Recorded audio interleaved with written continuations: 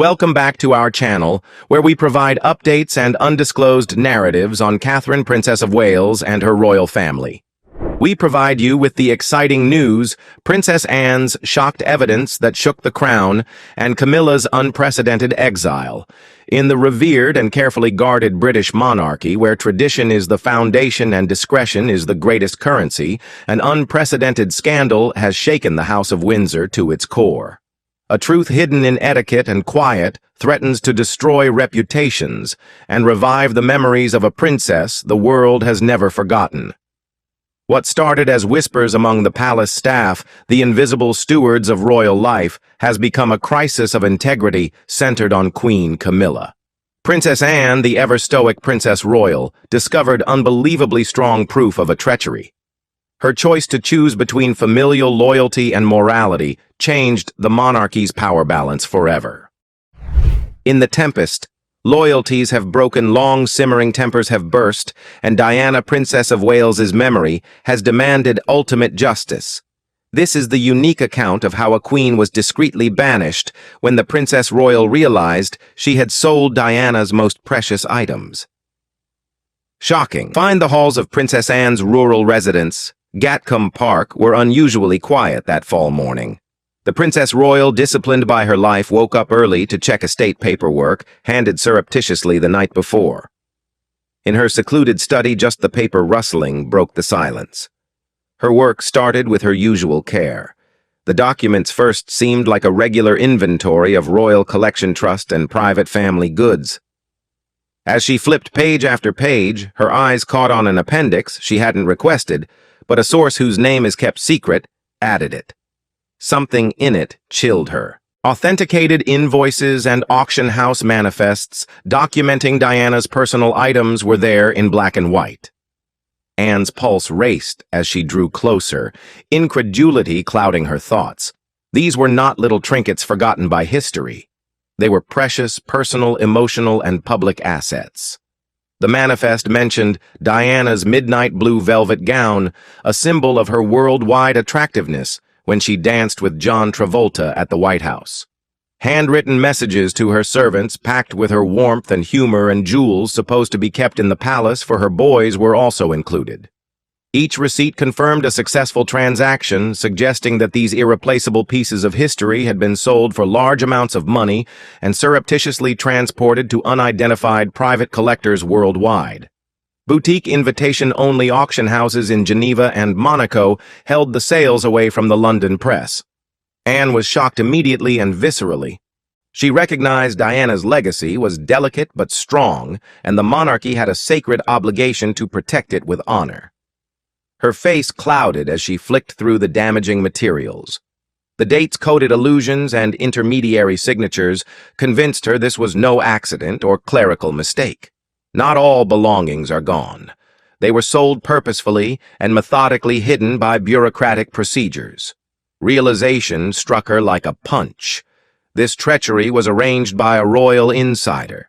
That amount of control and the technical procedures employed to conceal the traces indicated a powerful person who believed their acts would stay secret forever. Once a calm area, the study seemed smothering with deceitful air. Anne sprang up hastily, her chair scraping the smooth flooring. She tried to control her trembling by pressing her hands hard on the desk, her knuckles white. She immediately thought of her nephews, William and Harry. How would they respond to discovering their mother's most precious items had been dispersed and sold? The unfairness of what she found fueled her slow-burning wrath. Her amazement turned into raw resolve as she connected the dots. The operation was too discreet. Access and motivation were needed. Anne saw the defection as a personal insult and a threat to the monarchy. Besides being a princess, Diana was a worldwide icon of compassion, loved by millions. Anne considered it an unspeakable sin to commercialize her memory.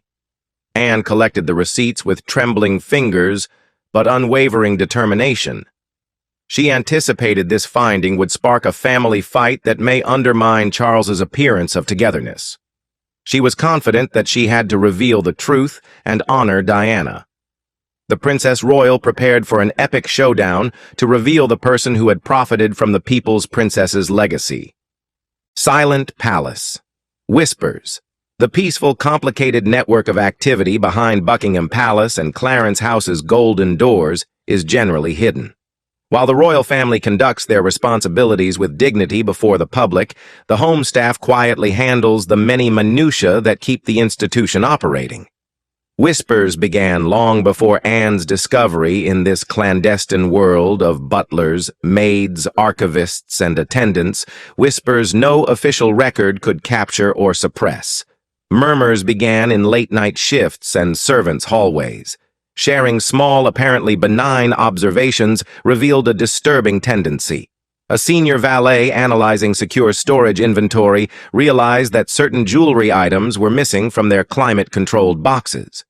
A seamstress who knew Diana's wardrobe told a coworker that one or two legendary dresses were missing from the garment archives.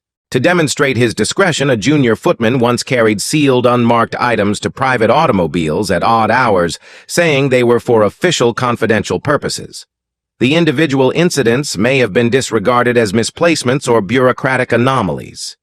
In whispered chats, they built a jigsaw that hinted something horrible was happening. The servants, used to quiet and caution, struggled to reconcile their duty to the crown with their love for a princess. Diana was familiar to them. She knew her staff's names asked about their families, and left memories that outshone her royal title, a rarity in the palace hierarchy. These men and women could not tolerate the notion of her items being mistreated or sold secretly. In quiet hallways and tucked-away staff quarters, they asked each other, who would dare mess with the people's princess's possessions? More anecdotes strengthened the whispers. The chamberlain told a close acquaintance that official household ledgers had been manipulated with whole pages, erased and redone with suspicious, almost too perfect neatness. An archivist who spent her career categorizing royal treasures found odd gaps in documents that had been meticulously detailed for decades. Those who dealt with royal valuables felt guilty about these anomalies. They realized something was really wrong, but they also recognized the risk of shouting. Secrets are money at the palace, and disclosing the incorrect one may ruin a career or lead to serious reprisal. Staff commitment to Diana's legacy outweighed their anxiety despite the hazards. Some said she soothed them in difficult times, knowing names and faces other royals disregarded. Their uneasiness grew into silent defiance when they realized her legacy was being exploited for business. They spoke in whispers but had a strong mutual affection. It was their way of honoring the lady who had once illuminated the palace's chilly and impersonal hallways. After the rumors spread, the family felt heavy with stress. Even liars felt suspicious. Any lost item, freshly secured door, or subtle late-night delivery appeared suspicious. The essential issue was unsolved, but its shadow haunted palace life. Who in the royal circle breached this awful threshold and touched what should be untouchable? The rumors in the palace built pressure for a disclosure that could not be held forever. Camilla highlighted. As palace rumors hardened into suspicion, attention gradually and inevitably went to Queen Camilla, a person who had long been the subject of public adulation and private turmoil. She faced an unexpected spotlight after years of carefully shaping her public image into one of obligation and calm acceptance. The transition began with discreet investigators and devoted royal advisors discovering minor links to the lost object's origins, fueled by gossip. Princess Anne found receipts and financial documentation indicating a network of secret auctions and special gatherings for the world's richest and most secretive collectors. Some buyers and middlemen were frighteningly close to Camilla. They were longtime friends who had private meals, country weekends, and secret chats with her. A Swiss businessman who devoured royal artifacts was found to have acquired Diana's handwritten letters. He avoided answering intermediaries' questions about their origin, but the money trail and transfer document signatures suggested a familiar hand steering the transactions from a position of untouchable power. Once whispering in terror, the palace servants now spoke with clarity. Stories that appeared disconnected suddenly made sense. It was remembered that couriers entered Clarence's house via side gates with goods with seals nobody would dispute. Senior attendants recalled Camilla's closest friends discussing the burdensome cost of maintaining historical things and the rising market demand for Diana-related goods.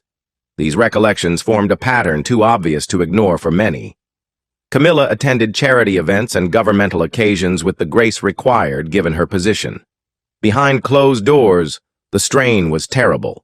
Anne's revelation of the receipts had already started a secret family conflict, and now the royal halls were revealing Camilla's guilt.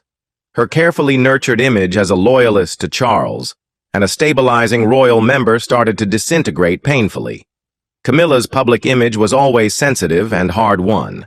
Years of public relations had transformed her from the other woman to a revered consort and queen. But even the allegation that she was involved in selling Diana's items sparked public indignation like few other scandals.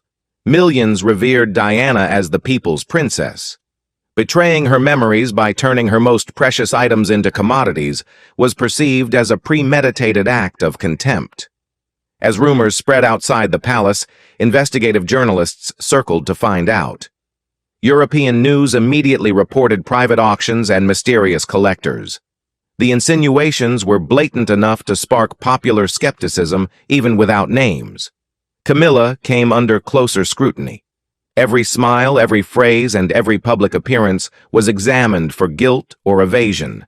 In the harsh light, her carefully crafted persona crumbled. She was suddenly defenseless, accused by rumors that had become a deafening chorus, formerly protected by the palace's walls and her husband's allegiance. The growing documentary and anecdotal evidence made denial unlikely. Camilla felt vulnerable for the first time since marrying Charles. Unprecedented rage.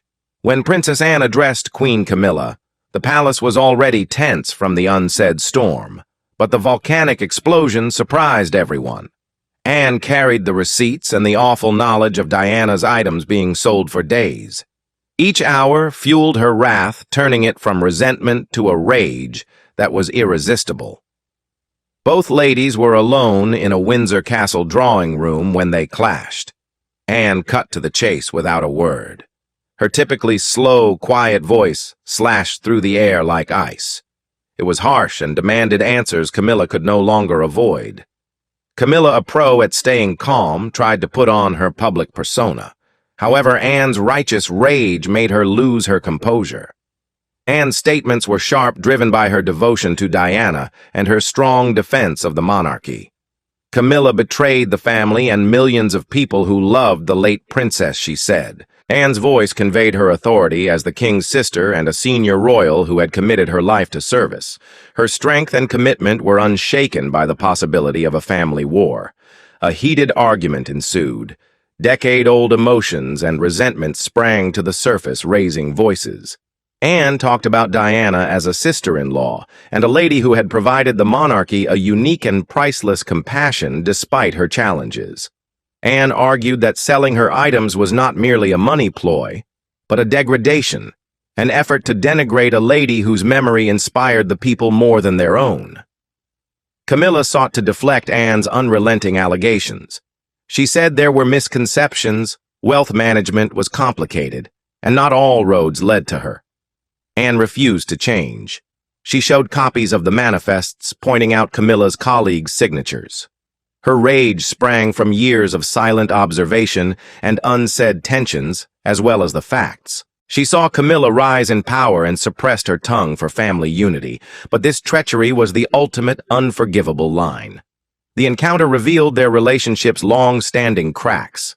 Anne was devoted to Diana and made it plain that she would not let Camilla taint what little was left of her legacy. Anne became more convinced with each phrase. The princess became the voice of truth and the defender of a memory too precious to sell. After their conversation, the room was filled with venomous animosity. Camilla lost this struggle because Anne's wrath was burning and lasting. It was fueled by love, devotion, duty, and a burning conviction. Anne assured Camilla that her actions would have dire effects and that the royal family would be affected. Few arguments could have matched Anne's vehemence inside Windsor Castle's old walls. It changed the power balance and set a line that could never be crossed again. Princess Royal's remarks resonated like thunder, announcing her unwillingness to let this treachery define the family name. Diana's unchangeable shadow. Diana ruled in the public's hearts and memories, even while the royal halls were filled with upheaval. She remained a spirit of honesty that could never be hushed. With every scandal rumor, her name returned to the center of the story, her legacy stronger than ever. Diana was no ordinary princess.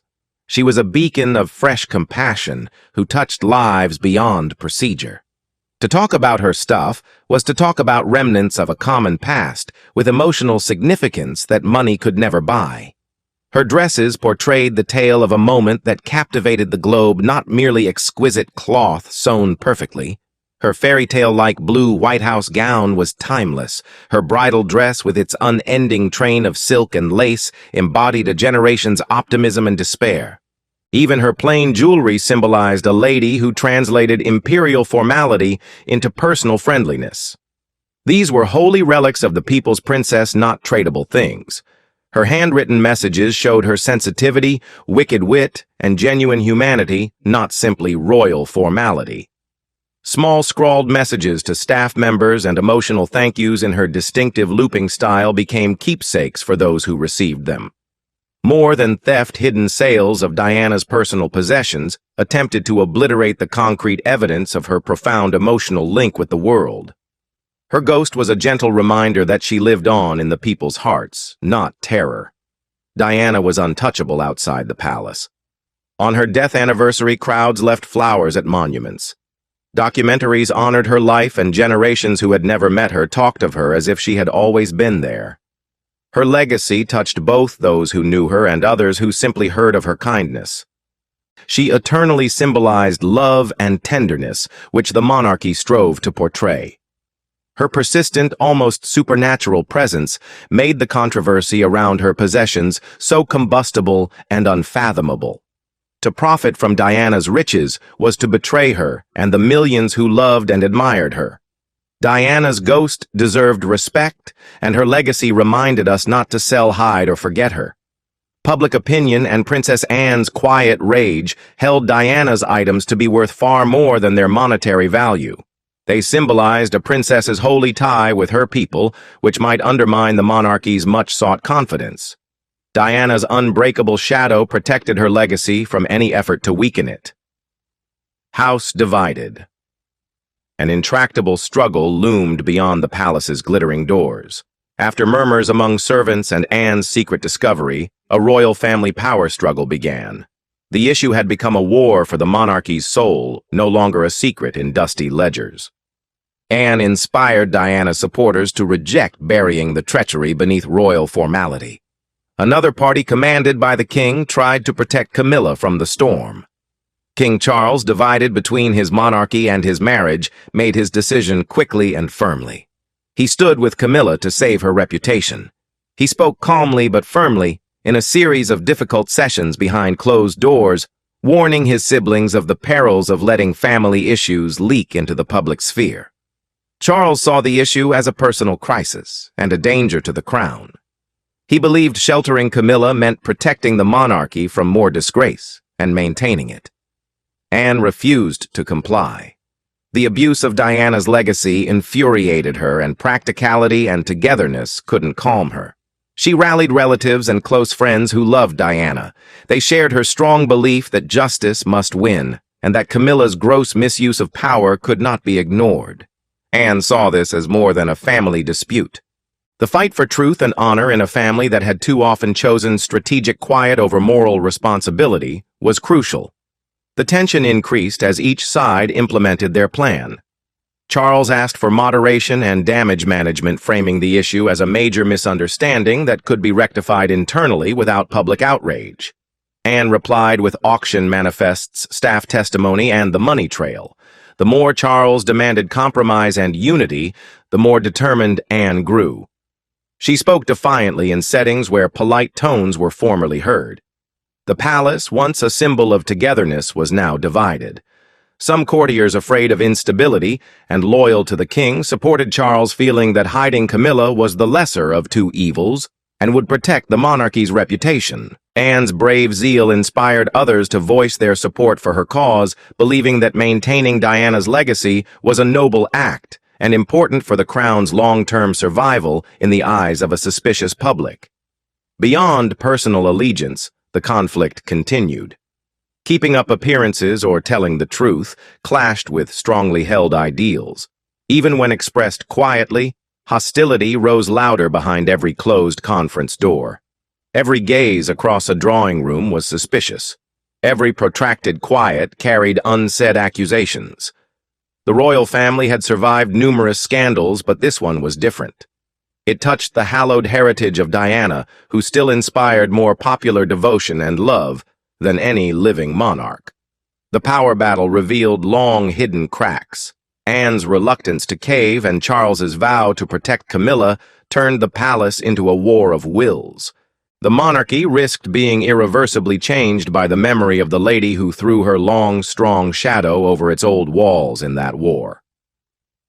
Royal Showdown. The palace was uneasy as an emergency family meeting was called. The senior royals seldom gathered under such tight conditions, and even less when the problem threatened to permanently break their public and private unity.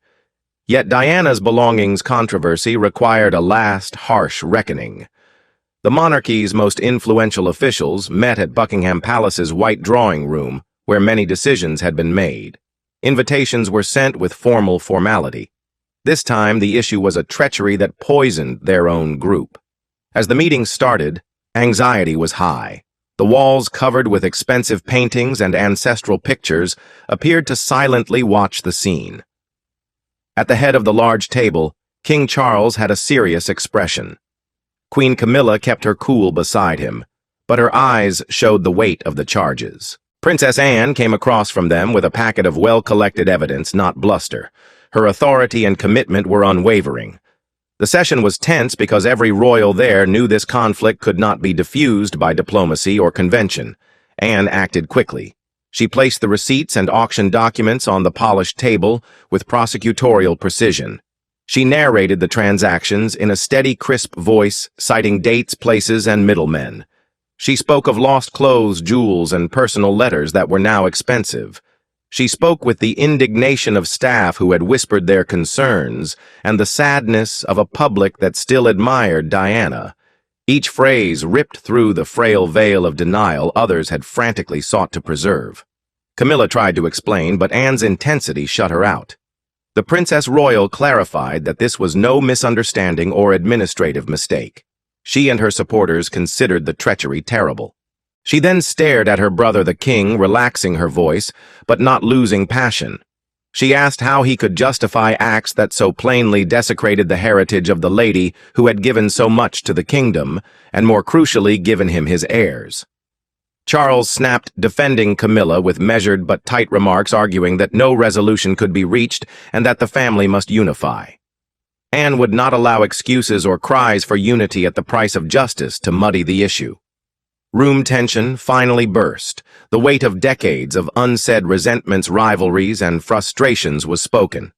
Siblings with long-held secrets joined the fight.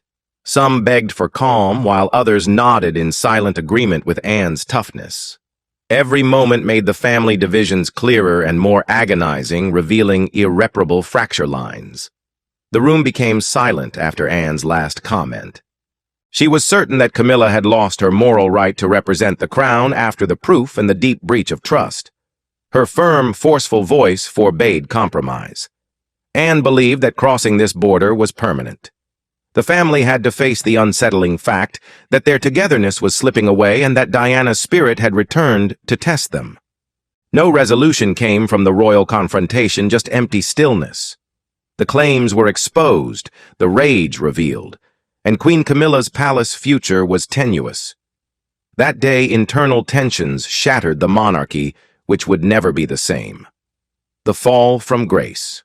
No one in the palace expected the reckoning so soon. After weeks of pressure, a tense confrontation, and Princess Anne's insistence, a choice was made behind closed doors. Queen Camilla was withdrawn from public life after being carefully and successfully assimilated into the royal fold. The regal understatement of the announcement was flawless. A short Buckingham Palace statement claimed reasons of health and personal reflection for the Queen's step back from all public duties for an indefinite period. No one was deceived. The carefully selected sentences couldn't hide the scandal. For the first time in modern history, the monarchy openly and shamefully dissociated itself from its queen consort. The image she spent 20 years building collapsed in an instant. The announcement sparked widespread media coverage. Excitement blared across tabloid front pages. Exiled, Anne's revenge, Diana's final victory. Camilla's uncommon display of grief as she left Clarence House was extensively photographed. Her enthusiastic greetings at formal gatherings were replaced with chilly public criticism. Her presence was now seen as a stain on the crown she battled so hard for. People reacted immediately and strongly. Many saw Camilla's removal from royal responsibilities as long overdue catharsis and justice for Diana, whose memory was sacred. Anne's tenacity and dedication made her Diana's genuine guardian, according to supporters. However, the decision was shocking and disruptive, reminding people that the royal family was still vulnerable to the types of implosions that destroyed their legitimacy. Part of the country demanded accountability at any cost, while another demanded unity to maintain the monarchy. Damage within the palace was severe. King Charles was helpless to defend Camilla against the overwhelming evidence and his sister's intransigence. His secret hatred against Anne grew into a rift that no formal pronouncements or reconciliations could heal. Camilla disappeared from the public eye. Her reputation was ruined. State events were secretly cancelled. Her name was eventually erased from official schedules and patronages. The lady who had formerly shared the limelight with the king was now marginalized after a stealthy but deadly revolution. The affair captivated worldwide media. News anchors noted the irony that Diana's presence overshadowed her successors even after her death. The People's Princess's spirit rose again, unseating her competitor decades after her death. The populace was shocked and captivated by the show. Outside royal homes, crowds cheered the decision and held posters asking how far the family could go until it shattered. Many saw the monarchy as weak, and it was at a critical point. Camilla's demise signified more than shame. Diana's life and death have left profound and unresolved scars. Her exile was the culmination of a struggle between devotion and treachery, memory and ambition. Her absence from public life destroyed an image that had taken years to construct, leaving only the harsh, lingering reminder that Diana's shadow still shaped the crown's future. Conclusion. Legacy restored. After the scandal and divide, Princess Anne and the royal family worked quickly to heal the damage and recapture what was lost. A quiet but diligent attempt was made to find Diana's dispersed things. The concealed items were meticulously retrieved from private collections via middlemen and legal processes. Dresses, jewels, and handwritten letters were no longer exploitable. Instead, they were restored to the royal collection and revered as emblems of a princess whose memory would never fade. This modest restoration revolved around Princess Anne. Her unwavering pursuit of justice and reluctance to tarnish Diana's reputation gave her a new unofficial family position. No longer the diligent Princess Royal, she was now Diana's de facto protector, the unshakable voice that preserved her sister-in-law's spirit and memory. The audience saw Anne as an unusual heroine defending the people's princess when treason jeopardized her tale. Finding the items was more than a logistical feat. It was a therapeutic gesture. A nation that grieved Diana for decades was comforted by the news that her valuables were safe. Museums and monuments reintroduced her life via her items. We designed exhibitions as respectful tributes, not spectacles. The crowds surged in devotion. As her legacy was vigorously maintained and reinforced, Diana's link with the public, unbroken by death, strengthened. Anne's protectorship cemented that link, bridging the gap between royalty and the people as few had since Diana. Restoration took precedence over treachery when the controversy faded. Though rattled and inwardly wounded, the royal family had to recognize the strength of what was maintained. Diana's tale was about perseverance, not loss. Her spirit was triumphant, a powerful reminder that genuine influence must be won by compassion and sincerity, not inherited or married into. Her legacy has restored her memory unassailable, and her spirit shapes the crown's future. Her life continues after her death, and the controversies that tarnished her reputation. People's affection, her compassion, and her legacy that no treachery could erase make it endure. Diana, Princess of Wales's belongings are eternal holy ties between a princess and her people, a monument to a lady who gave her heart to the world and became immortal. Thank you for watching the video. Please let us know your thoughts and goodbye for now.